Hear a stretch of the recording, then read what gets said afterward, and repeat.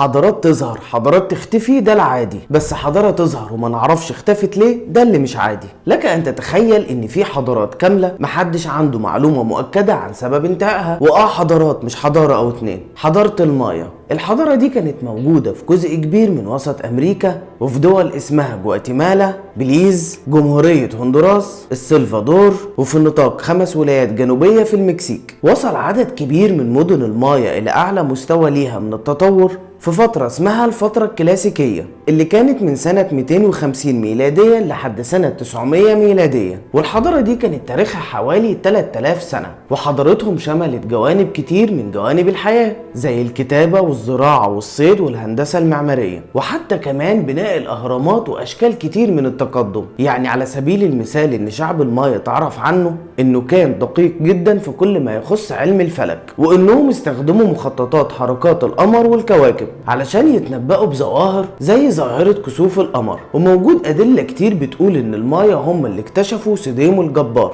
وده حصل قبل اكتشاف التلسكوب. ولو حد ما يعرفش ايه هو سوديم الجبار، هو يعتبر واحد من اكتر الاجرام السماوية اللي تم دراستها وتصويرها بالليل وتقدر تشوفها بعينك المجردة. ولو هنتكلم على حاجة تانية من حضارة الشعب ده، يبقى لازم اتكلم عن الكتابة. المايا كانت بتتبع نظم معقدة في الكتابة وتشبه لحد كبير اللغة الهيروغليفية، وفي مخطوطات اتكتبت باللغة دي، وكمان اتناقش بيها على أعمدة حجرية ومذابح المعابد. ورغم التقدم اللي بقولك عليه ده، كان عندهم بعض العادات الغريبة والغير منطقية زي التضحية بالبشر. والتضحية بالبشر طقس من الطقوس اللي اتعرفت بيها أمريكا الوسطى، نتيجة لدن في أمريكا الوسطى انتشر جماعات آكلي لحوم البشر. بس المايا ما كانوش من آكلي لحوم البشر، كان تضحيتهم على هيئة طقس وإنهم بيقدموا قرابين للآلهة. وكان معظم الضحايا من الأطفال والعبيد وأسرى الحرب. كانوا بيدهنوا الضحية باللون الأزرق وبيطلعوا بيها على قمة الهرم في طقوس مخصصة للضحية، وكانوا بيقتلوا الضحية عن طريق إنهم بيفضلوا يضربوها بالسهام لحد ما تطلع الروح، أو يربطوا إيدين ورجلين الضحية ويجي الكاهن بسكينة حادة مقدسة معمولة من حجر الصوان ويشق صدر الضحية وياخد قلبه ويقدم قلبه قربان. أما لو الضحية من أسرى الحرب وخصوصا لو كان قائد،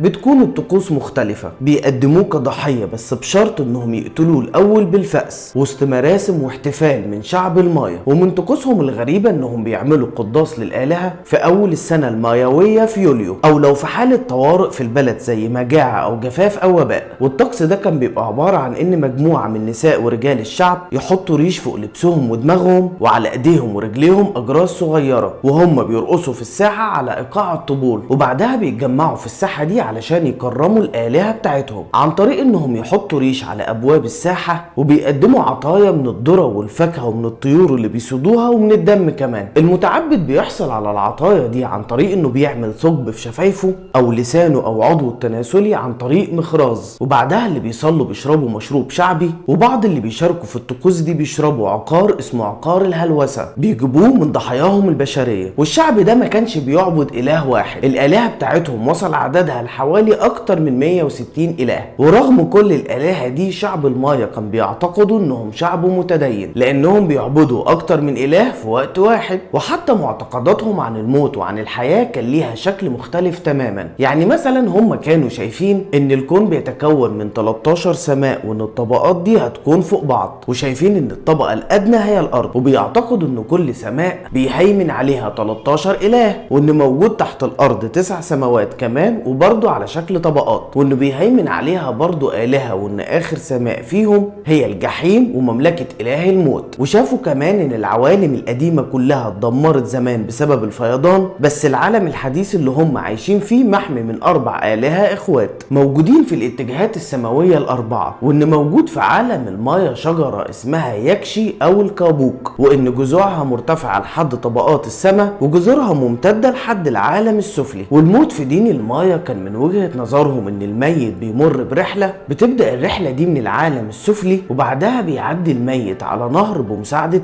الكلب المكسيكي الأقرع، وبتنتهي رحلته في الجنوب. وبالنسبة لأرواح المحاربين اللي ماتوا في القتال القتال دي روح محظوظة مش بتقف في الجنوب زي اي روح عادية، لا دي بتكمل طريقها لحد ما بتوصل للسماء وتبقى ارواحهم جنب الشمس. ولو حد مش محظوظ وروحه بتوصل للعالم السفلي، بعد ما يتحاسب هيتبعث من جديد في العالم ده بس بذاكرة جديدة، ما يفتكرش اي حاجة عن حياته القديمة. طبعا انت متخيل ان بعد كل الجمدان ده ان الحضارة دي هتمر بفترة ضعف وبعدها فترة سقوط وبعدها اضمحلال زي اي حضارة. بس الغريب ان ده ما حصلش. حضارة المايا انتهت ومحدش عنده معلومة مؤكدة عن سبب انتهائها. مرة واحدة المراكز الدينية بدأت تنحل وتختفي، وبعدها بدأت مراكز المايا الموجودة في الأراضي الجنوبية تتراجع، وبدأوا يهاجروا من أماكنهم بشكل سريع ويوقفوا كل الحضارة بتاعتهم بشكل غير مفهوم. ومفيش حد عنده سبب مؤكد للانهيار ده، بس في احتمالات بتقول ان سبب تراجع الحضارة دي ان عندهم كثافة سكانية عالية، وان كان في غزوات خارجية وثورات قاموا بيها فلاحين المايا، وان كل دي عوامل ادت لانهم يوقفوا حضارة. وفي احتمالات بيئية بتقول ان الكوارث الطبيعية والامراض الوبائية وتغير المناخ كان عامل كبير في اختفاء الحضارة دي. وكمان في نظرية بتقول ان البلد اصابها جفاف حاد لمدة 200 سنة سبب انهيار الحضارة. اثار وتقاليد من حضارة المايا لسه موجودة لحد النهاردة، حتى شعب المايا موجودين بشكل قليل في بلدان مختلفة ولسه بيتعاملوا بديانات ومعتقدات حضارتهم. ولو هيجي في بالك سؤال ليه محدش بيسأل الناس دي عن تاريخ بلدهم ويعرف الحقيقة، احب اقولك ان هم نفسهم ما عندهمش تفسير لسبب انهيار حضارتهم. ولو لسه بتتفرج على الفيديو لحد دلوقتي ما تنساش اللايك والشير علشان نفضل نجيب الكلام اللي بين السطور.